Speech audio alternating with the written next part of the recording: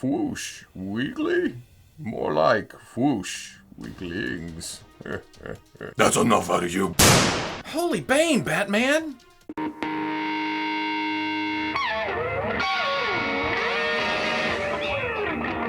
Okay, people, welcome back to another Fwoosh Weekly. And that's right, I'm back. Ooh. As always, I'm Robo, and I was away in Amarillo at a Comic-Con last weekend. Amarillo, you spoiled me. I found all kinds of... Check this out. Look at this. For somebody that said that they're only buying certain Transformers Siege figures, yeah. Wonder if Ion Storm was actually the background. I wonder if the blue was... this. We'll see. And while the last 2 weeks hasn't just been filled up with toy news, there's stuff to talk about. There's always stuff to talk about. First up, DC's Harley Quinn is getting a lot of high-end 6-inch plastic love lately. That sounds a lot dirtier than I meant it to be. I mean, she's getting releases from a couple of companies that make 1/12 scale figures at a higher price point. Last week, Kyoto solicited their amazing Yamaguchi Harley Quinn, and while we saw this in grayscale a couple of times, nice looking prototype, seeing it in color, ooh, it's amazing. Yamaguchi. That's too easy. Joke's getting old. Looking cute and playful, I'm really liking the skin tones here. It's pale, it's matte, it's a perfect contrast to the blacks and reds and various sheens on the costume. And while I'm not as familiar with this costume, and from what I read online, a lot of people aren't happy that this is in this costume, but I feel like the elements here help hide the Revoltech joints, which we all know can be a little bit visually abrasive when not hidden. She comes with 3 faces with moving eyes, interchangeable feet for roller skates, hands, a bat, her hammer, an effects piece, and a boosh. She's about $66 and releases in December. But like I said, lots of love. We saw the Mezco 1/12 collective Harley Quinn earlier this year at Toy Fair, and lo and behold, she gets solicited this week too. Or was it last week? I don't know. It's within the past 2 weeks. You would think the character's gonna be featured in some kind of movie or show or something soon. The 1/12 collective figure is decked out in her more traditional garb, the full black and red jumpsuit look. But that's not the only difference from the Revoltech version. This one, it's a little bit mean. The Amazing Yamaguchi is kind of comical, kind of charming. The Mezco one has kind of an edge to it. It has a semi-realism to it that is actually, if I'm being honest, a little off-putting. It really looks like a person with makeup applied and she's about to mess somebody up. Just look, this pic is downright scary. Awesome, but scary. Unfortunately, some of the close-ups throw one of my pet peeves with this line front and center, and that's when the sculpted costume elements on the head doesn't have the texture to match the cloth elements of the body. It's a little thing, I know, but we all have our little annoyances, and for me, this is one of them. Not that it stopped me from pre-ordering it, I just like the look of it, especially the unmasked head. I like that they kept the blonde hair, that they didn't go with a half-dyed red-black version or even the Suicide Squad version. They kept it blonde, but threw in the hair tie elements to bring it all together.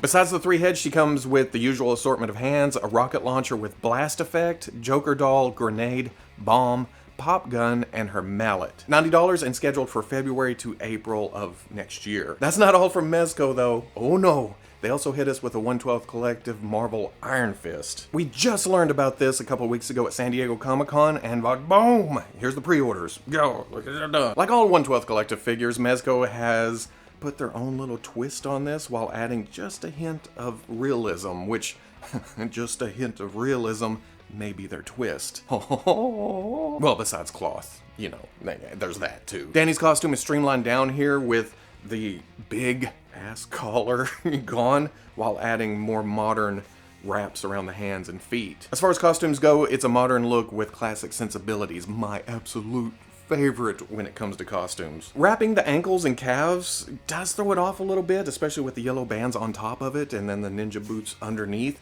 but I understand wanting to tie costume elements all the way up and for the whole piece. It goes with the wrists. It's wraps here, wraps there. I understand it. Also, the piping helps break up the sea of green that is just from head to toe. Well, calves to toe, calves to head to calves. I get it. I'm getting there. But I gotta say, I really think it needs a belt of some kind, or even a sash. That'd be even better. And believe me, I know a lot of you are thinking the exact same thing. It's a pretty simple thing for a third party to come along and give us, though, or Take a yellow t-shirt, tear it up, put it in and tie it on a bow, and there you go. Now remember I just griped about Harley's head details not matching the cloth details? This is how you do it, Mezco.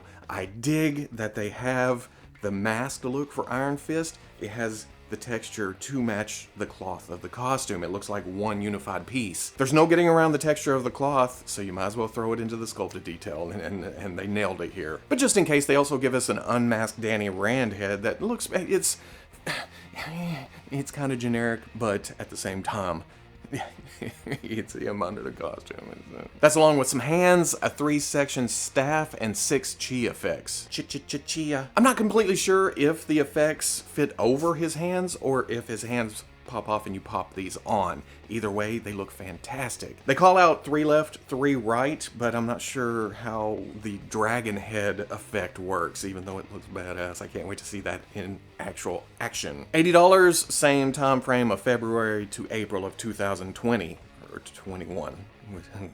Bandai isn't resting on their laurels either. I don't know what that means. I'm just throwing that out there. It sounds right. But they solicited their SH Figuarts, Street Fighter, M. Bison, or Vega if you want to get technical. I haven't been getting this series. They look excellent, but I'm just not a fighting game type of guy. I'll pick up interesting pieces here and there, ones I recognize from looking over people's shoulders while they were playing, but I already buy so much stuff as is, I can't just buy everything. But for some reason, this one's very tempting. I'm really liking the sculpt here, and the colors just pop, especially the shade work. I'm a super sucker for shade work. That was hard to say. That took a couple of tries. On the red, it looks good, but man, on the silver parts here, it's just...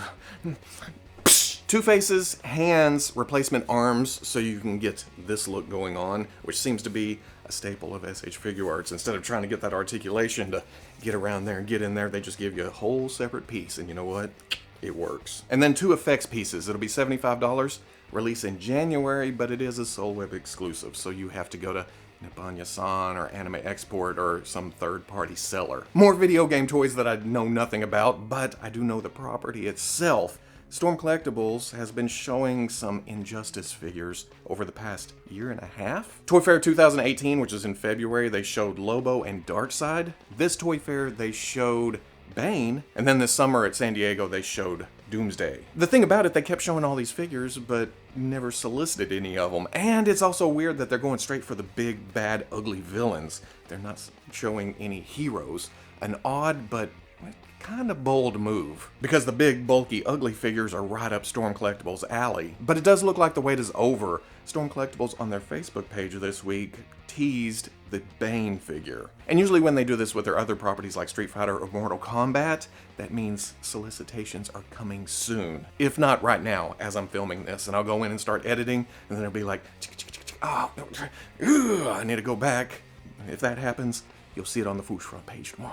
Now, I don't know why they chose Bane first. I was really looking forward to a cool-looking Lobo, but I'm not going to turn down a big, badass Bane either. Bane shall be the first in this line. I can't help it. That's the voice I hear in my head when I see any version of Bane, or I pick up an empty cup. It's just too easy. I was born into action figures.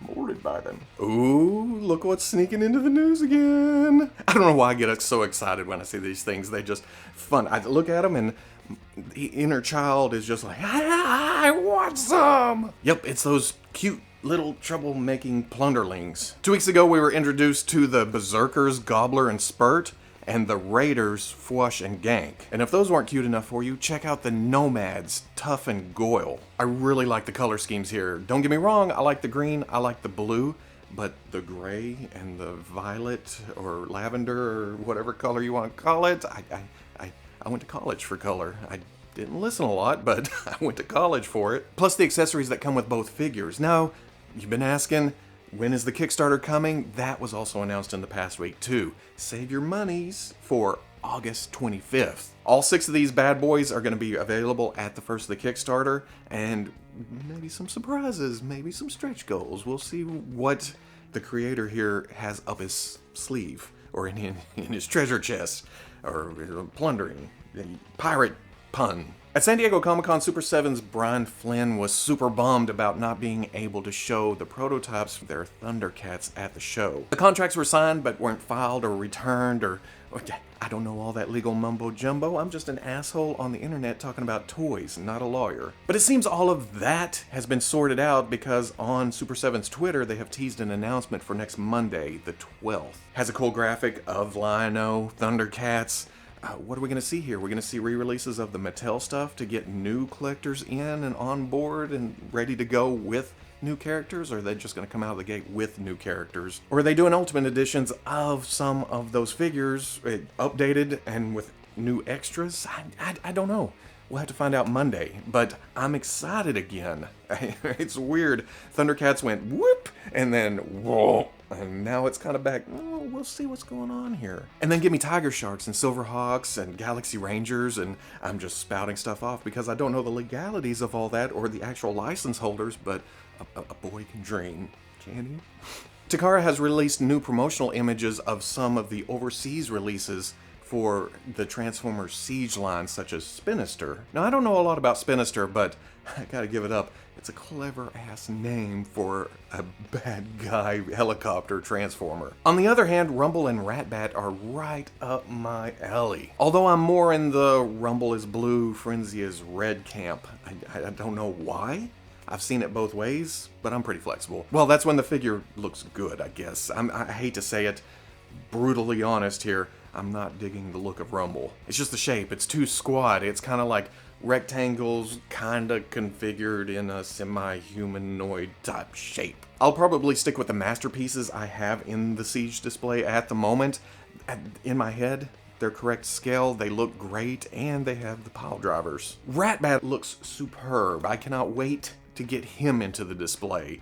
Mostly because I don't have a Ratbat at all, but it does look good. That's not the only reason. I don't have a Ratbat. I better grab one. This'll do. It's nothing like that. I actually like the look here. Plus, this shot on Soundwave's arm just seals the deal for me. That looks amazing. All three are set to release in January, at least overseas. Hasbro, or a vendor, has released promotional images. Well, a vendor. I think these are Walmart exclusive, if I'm not mistaken. But here are new promotional shots of the 35th anniversary Transformers Siege figures. I need to add Blue Streak to my G1 display because I'm a G1 boy. But Sound Blaster is also interesting too, mostly because he's, well, Soundwave in a different color. I didn't make it two headmasters, but dang you, Soundwave, you're so tempting. What's interesting though are the cel-shaded figures of Optimus Prime and Megatron. They're both being re-released in more cartoon accurate, the more style of the cartoon, hence cel-shaded. So if you missed out on Megatron or Optimus Prime, or was skipping Siege because of the battleware look of the paint jobs on them, this may be your chance to jump in. But it's not going to match the rest of your collection. It's just going to be Megatron and Optimus Prime in this style, and the rest of them will have the battleware.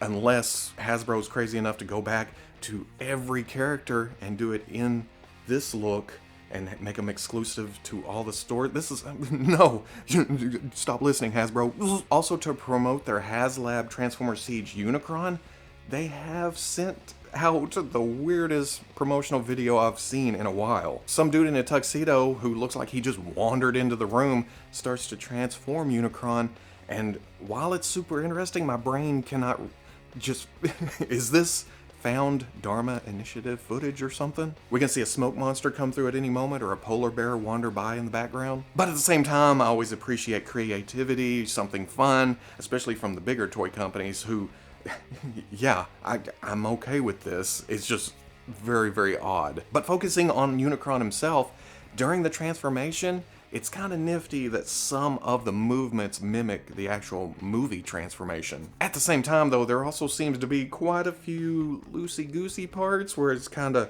whoa, you're gonna break that off, dude, stop, whoa, no. I'm willing to chalk that up to prototype, though. Maybe the final piece won't be like that. Unfortunately, both Unicron and Cookie Monster have a long way to go before they get funded, so if you're at all interested in it, head over to the Hasbro Pulse site, see what's going on. Mexico's unboxing convention was last week. Hasbro was in attendance. They said they were going to have new reveals for Marvel Legends, and that they did. We got to see White Rabbit and Superior Doc Ock. Now, I have never read an actual comic with either of these characters in it. I did read the Superior Spider-Man series, so I know kind of what's going on with Superior Doc Ock. Yes, I did read something. I know, shocker. Not shocker, Doc Ock. But looking at the costume, I really like the greens and the grays and the blacks. It shouldn't work together, but it kind of does. But at the same time, it kind of looks like, what if Peter Parker killed Doc Ock and guilt drove him to dedicate his costume to his fallen foe or something like that? It's interesting. And then as far as White Rabbit goes, I know nothing. I got nothing. I need to go Wikipedia it or something here in a minute. But it's a fun-looking figure. I'm not turning down fun-looking figures. Never will. In fact, this gives me more excuse to go buy more Jazzwares Fortnite Rabbit Raiders to kind of flank behind her. And that's just one killer rabbit-looking crew. On top of that, we're getting more and more parts that is working up to kind of a classic Hellfire White Queen, or at least a Generation X Emma Frost. So these may not be for everybody. You may not like them. But there are others out there that do like it and are happy to get them and will put them in the display and go, finally, I got my White Rabbit. Because it's not all about you.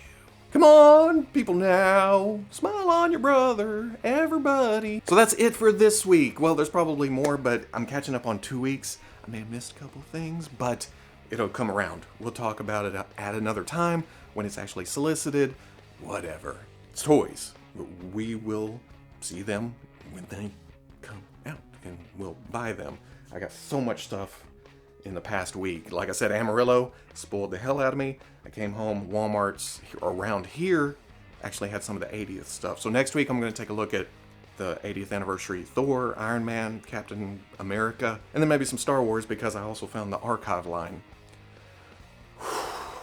As always, the pictures from this weekly will be on the Fwoosh front page tomorrow at noon. That way, if you get a closer look or was too distracted by my silliness over here to the side. And then, as always, we'll see each other next week. If you enjoyed this Fwoosh Weekly, comment, like, subscribe. I never know where I'm pointing. And I'll catch you on the Fwoosh.